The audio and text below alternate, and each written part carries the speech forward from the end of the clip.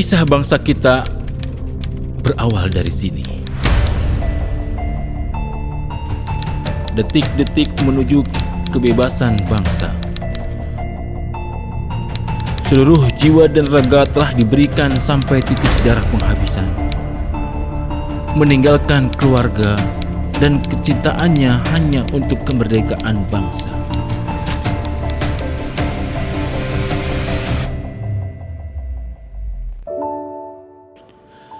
Tiga setengah tahun Jepang berkuasa di bumi Indonesia setelah sebelumnya bangsa ini dijajah oleh negeri Belanda selama beberapa ratus tahun. Tahun 1942 Jepang melakukan penaklukan terhadap Asia Tenggara, memasuki Nusantara, ditandai dengan adanya perjanjian Kalijati di Subang, Jawa Barat, di mana Belanda menyerahkan tanah Indonesia kepada Jepang dengan janji manis bahwa Jepang akan jadi pembebas Indonesia dari penjajah Belanda. Justru Jepang menindas lebih kejam dari Belanda. Direnggut hasil alamnya, dieksploitasi masyarakatnya. Kemerdekaan yang dijanjikan menjadi semakin semu dikala Jepang menyatakan diri memiliki armada militer terkuat di Asia Timur dan siap melawan siapapun yang akan menghalangi langkahnya menguasai Asia Timur.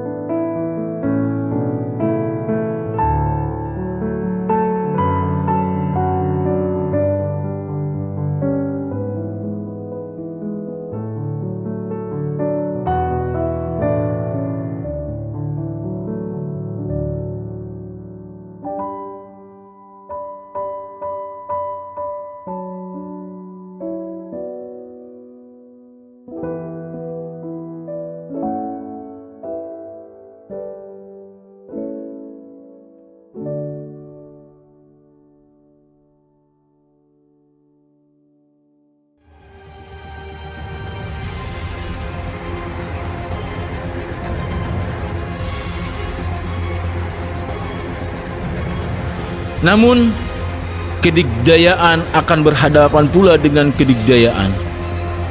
Langkah Jepang harus terhadang ketika sekutu yang di dalamnya termasuk Amerika Serikat harus one by one dalam unjuk gigi kekuatan militer di Perang Dunia Kedua.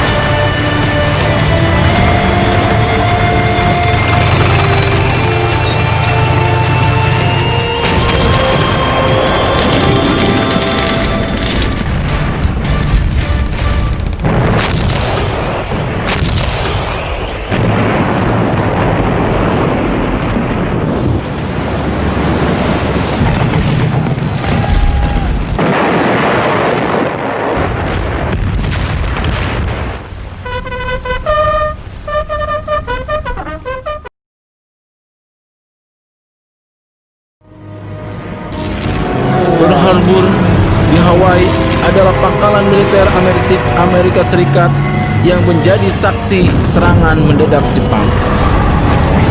Kepada Amerika Serikat yang menewaskan 2.403 tentara dan hancurnya 188 pesawat tempur Amerika Serikat.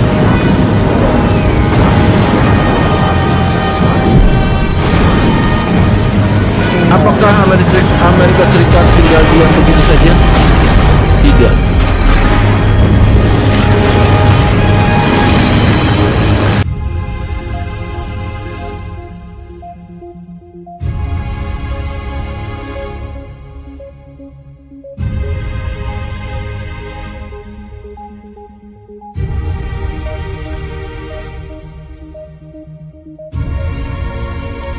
Diawali 6 Agustus 1945 pukul 8.15 pagi, kota Hiroshima di Jepang dijatuhi bom atom untuk pertama kalinya oleh Amerika Serikat.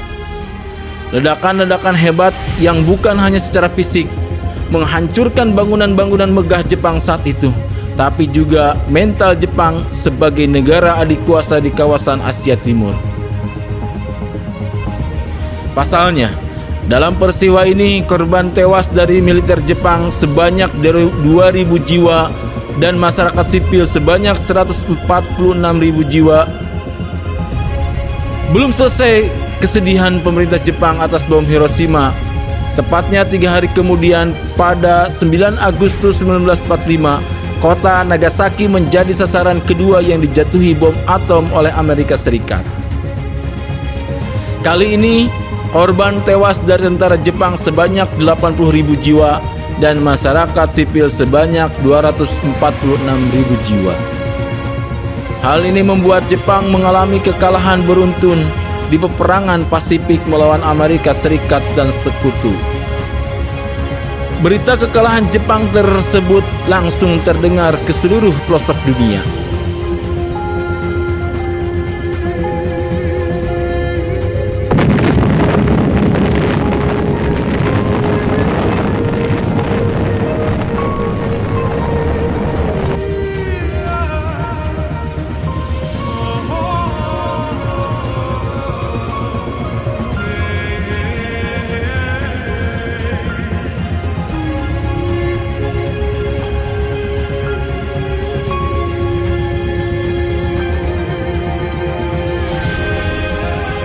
Sultan Syahrir pada 10 Agustus 1945 mengumandangkan berita kekalahan Jepang lewat radio dan mengajak para pendengarnya untuk segera memproklamirkan kemerdekaan Indonesia dan menolak kemerdekaan hasil dari hadiah pihak Jepang.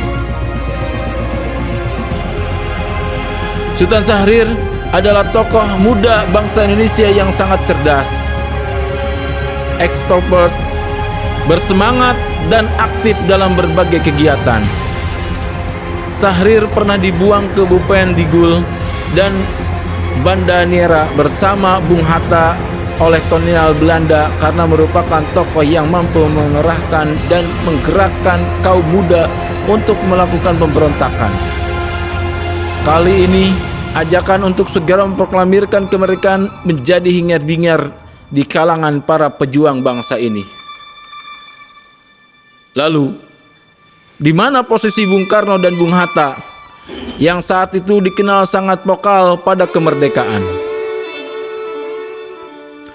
12 Agustus 1945, Insinyur Soekarno, Dr. Andes Muhammad Hatta, dan KRT Rajiman Widyodiningrat tiba di kota Dalat, Vietnam, bertemu dengan pemimpin militer tertinggi Jepang yang ada di Asia Tenggara, yaitu Jenderal Marsekal Terauchi.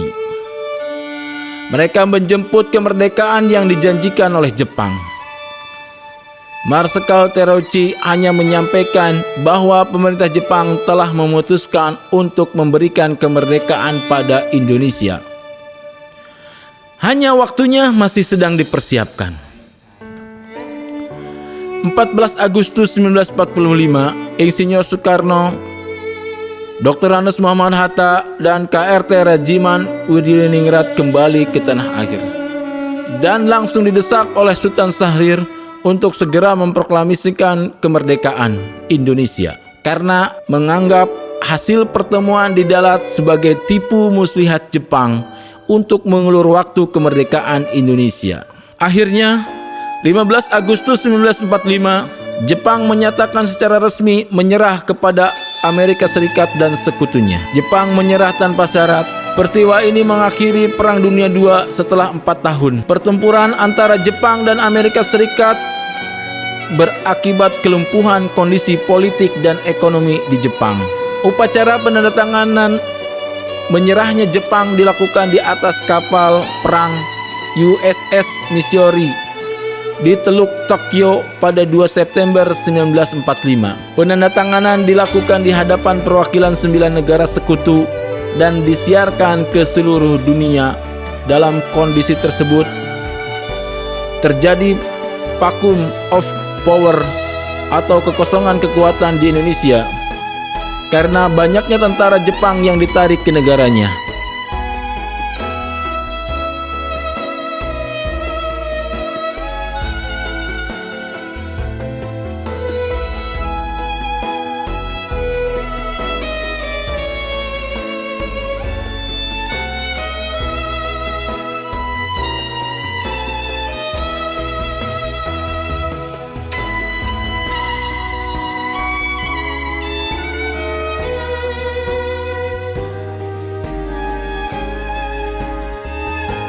(16 Agustus 1945) pukul 3 pagi, Soekarno dan Muhammad Hatta diculik oleh golongan muda dan dibawa ke Rengas Dengklok, Karawang, guna memaksa mereka untuk memproklamirkan kemerdekaan Indonesia melalui radio dan tidak terpengaruh oleh Jepang. Golongan muda yang dipimpin Sukarni, Kunto, Sudanco Singgi ini akhirnya menyepakati Jakarta menjadi tempat diproklamirkannya kemerdekaan Indonesia. Alasan dijadikannya Rengas Dengklok dijadikan tempat mengamankan Soekarno-Hatta karena Rengas Dengklok merupakan markas peta dan lokasinya dekat dengan Jakarta. 16 Agustus 1945 pukul 11 malam, Soekarno dan Muhammad Hatta kembali ke Jakarta dan bermalam di kediaman Laksamana Maida Tadashi di Jalan Imam Bonjol nomor 1 Jakarta. Disinilah penyusunan teks proklamasi dilakukan oleh Soekarno, Hatta, dan Ahmad Subarjo sebagai penyumbang ide, serta disaksikan oleh Sukarni, BM Diah, Sudiro, dan Sayeti Melik.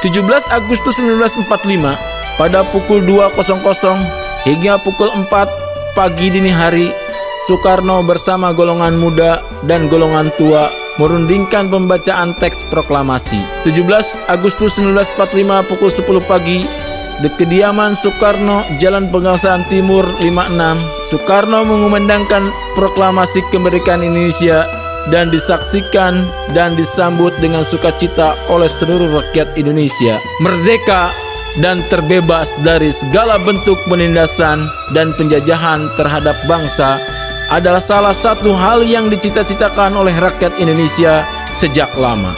Kemerdekaan yang sudah seharusnya dirasakan setiap bangsa karena haknya untuk bebas. Namun, bangsa Indonesia perlu memperjuangkan segalanya demi kemerdekaan ini.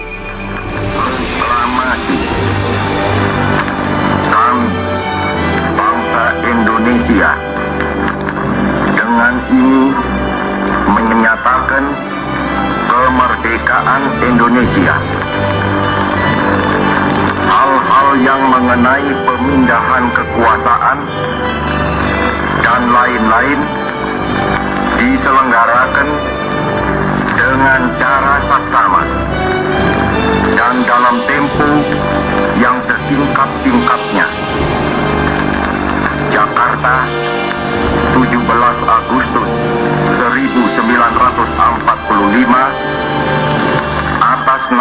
bangsa Indonesia, Soekarno-Hatta.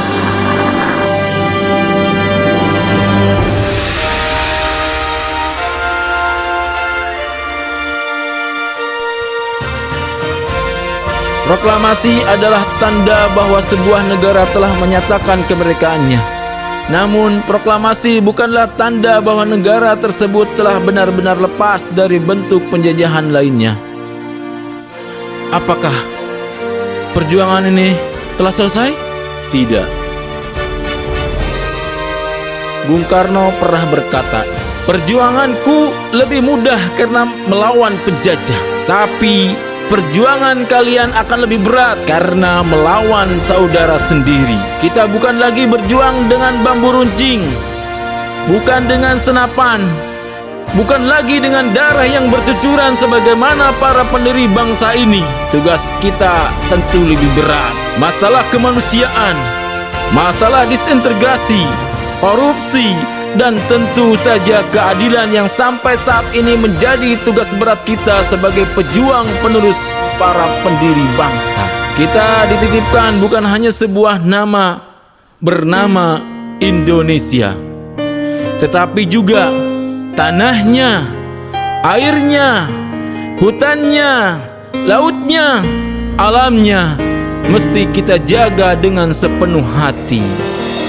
Ini bukan hanya soal nama Indonesia, tetapi bagaimana cara kita menyimpan nama tersebut dalam cita-cita kita untuk memajukan harkat dan martabatnya di mata dunia.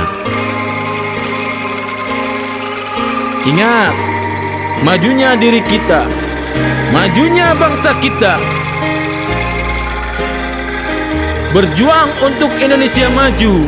Cintai negerimu, patrikan dalam sanubarimu.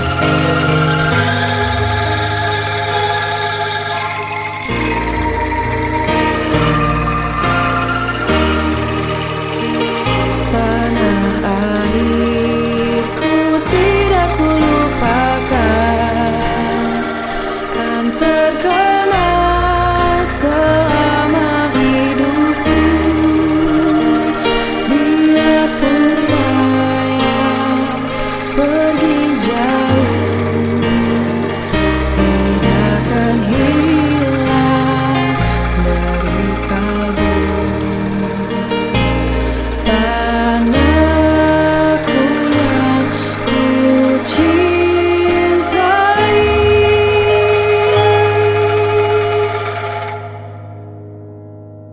engkau ku hargai. Yang memerah darah, yang memutih tulang, kerinduan untuk Indonesia tempatku berpulang.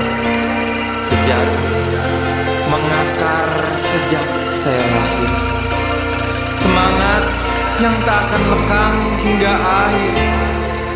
Indonesia hidup bernafas dalam geram tubuhku.